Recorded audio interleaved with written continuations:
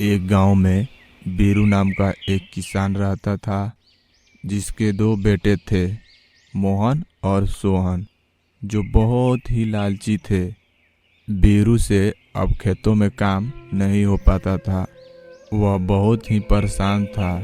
हे भगवान, अब मैं क्या करूं? मेरे से खेतों में काम भी नहीं हो पा रहा है।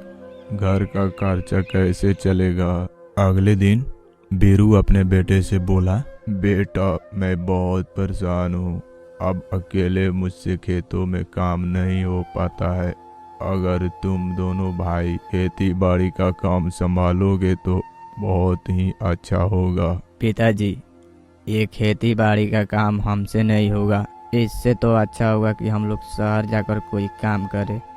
कम से कम पैसा तो मिलेगा। और यहाँ खेतों में काम करके क्या मिलेगा? अगले दिन मोहन और सोहन काम के लिए शहर निकल गए। भैया, यहाँ पे कोई काम मिलेगा? हाँ, मिल जाएगा, पर काम ठीक से करना होगा।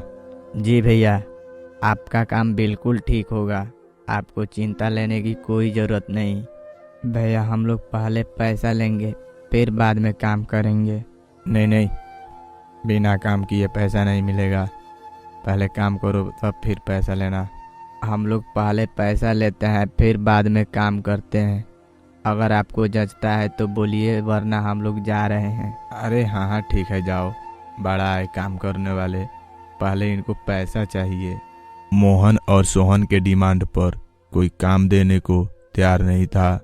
ऐसे ही वह पूरे शहर घूम आए, पर उनको काम कहीं पर भी नहीं मिला। वह दोनों निराश होकर अपने कमरे में बैठे थे। तभी मोहन बोला, भाई, मेरे दिमाग में एक आइडिया आया है। कल से हम लोग खेत में ही काम करेंगे।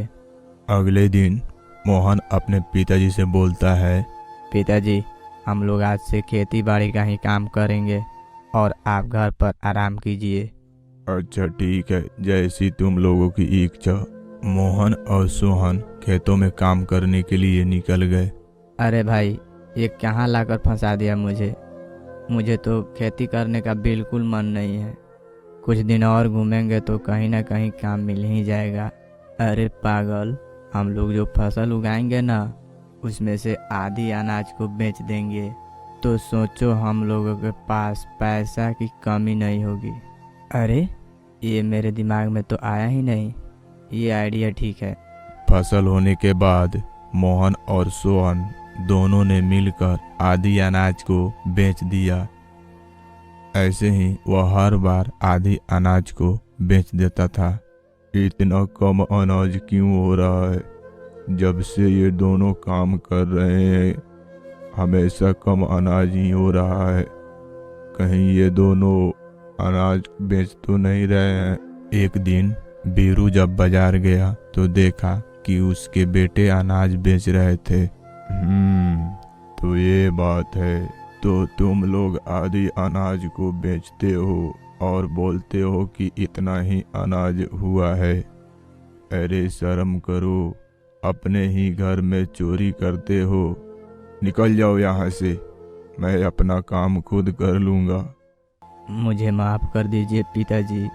हम लोग लालच में आकर अनाज को बेच दिए। हम लोग अब ऐसा कभी नहीं करेंगे। मुझे माफ़ कर दीजिए।